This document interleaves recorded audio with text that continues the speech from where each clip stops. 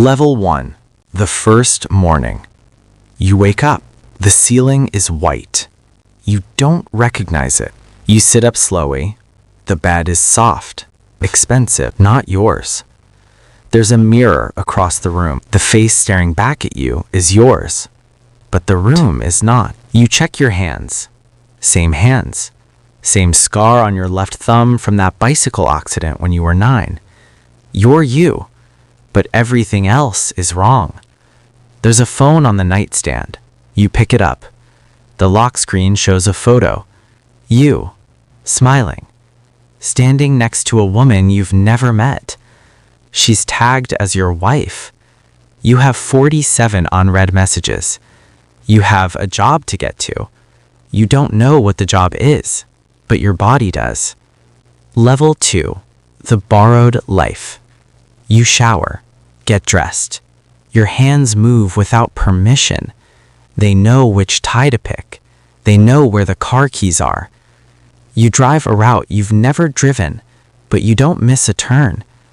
The city around you feels slightly off, like a painting of a place you've been.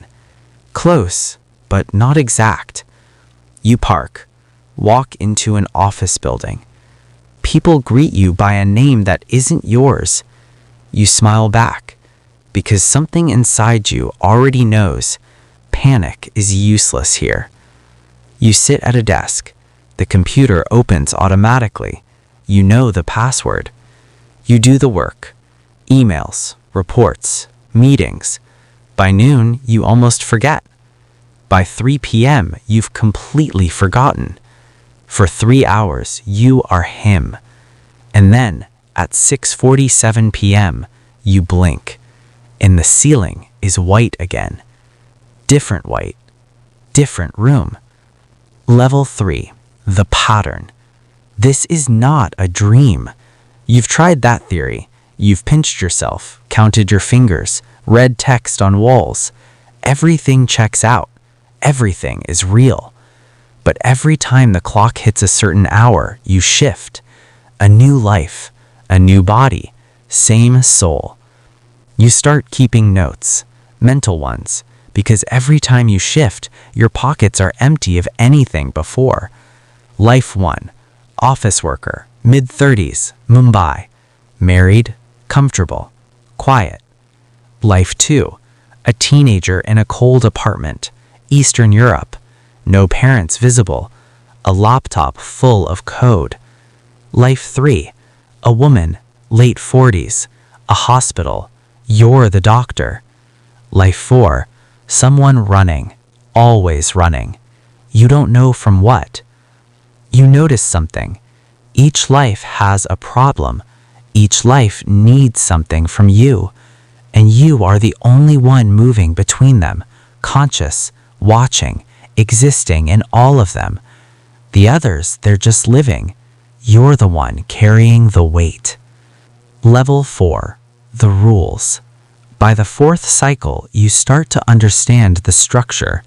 There are rules, unspoken ones. Rule 1.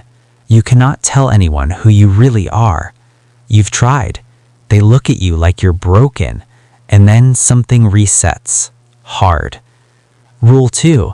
You cannot leave a life mid-task. If that life has something unfinished, you stay until it's done, no matter how long it takes.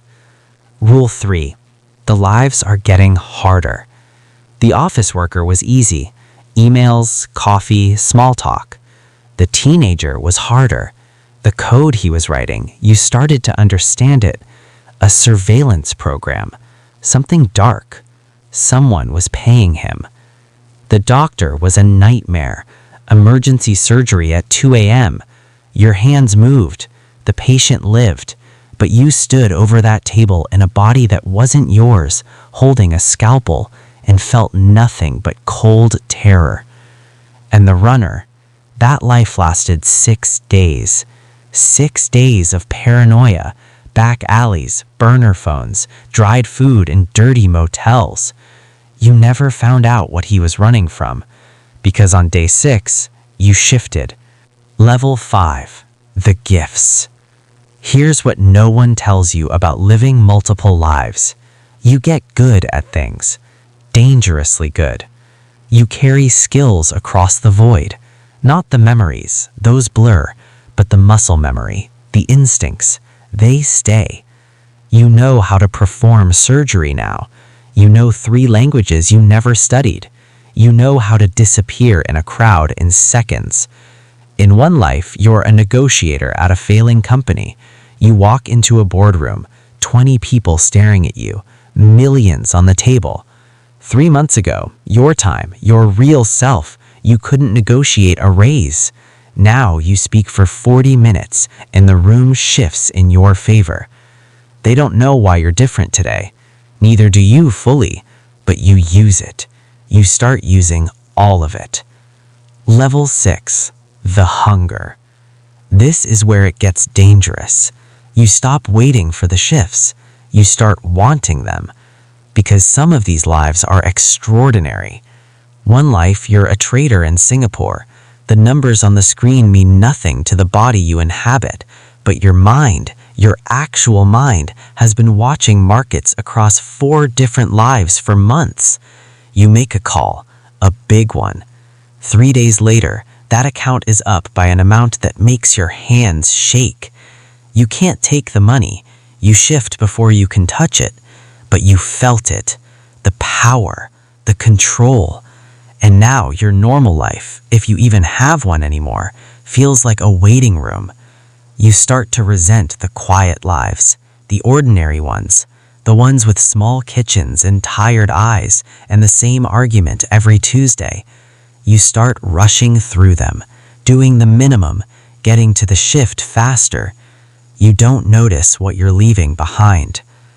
Level 7, the cost. One of the lives has a daughter, 7 years old, a gap in her front teeth, laughs too loud at her own jokes. You've been in that life 12 times now. You know her favorite cereal. You know she's scared of the dark but won't admit it. You know she leaves her shoes on the wrong feet on purpose because she thinks it's funny. And every time you shift away from that life, she doesn't know you left. She just knows her father is sometimes distant, sometimes forgets things he should know, sometimes looks at her like he's seeing her for the first time. In your real life, or what you think is your real life, you have no children, but you are raising this girl, partially, inconsistently, across stolen hours in a body that isn't yours. And one day she asks you something while you're helping with her homework. She says, "Dad, are you happy?" You don't answer for a long time because you realize you haven't asked yourself that in months. You've been so busy living other people's lives, you forgot to live yours. Level 8, the fracture. The shifts start happening faster. Used to be once every few days. Now it's multiple times a day. You'll be mid-sentence and cut. New room, new life. You're eating breakfast and then you're in a boardroom in London. You're falling asleep and you wake up mid-flight somewhere over the Pacific. The lines between lives are dissolving. And worse, the lives are starting to bleed into each other. You slip up, call someone by the wrong name, refer to a meeting that hasn't happened in this life, speak a language the body isn't supposed to know. People are noticing. In the runner's life, someone found a note you left yourself, written in a language from a different life. They think you're compromised. In the office life, your wife sits you down. Her eyes are red. She says you haven't been present in months. You're right, you haven't been. You've been everywhere else. Level 9, the mirror. You start to ask the question you've been afraid to ask. Which one is real? Is there a real one? Or are you just a soul assigned to multiple vessels, cycling forever, belonging to none of them? You try to trace it back, find the original, the first morning, the first ceiling, but the memories are like water. Every time you grab one, it runs through your fingers. You don't know your real name anymore. You don't know your real face. You look in every mirror, in every life, and all you see is whoever you are right now.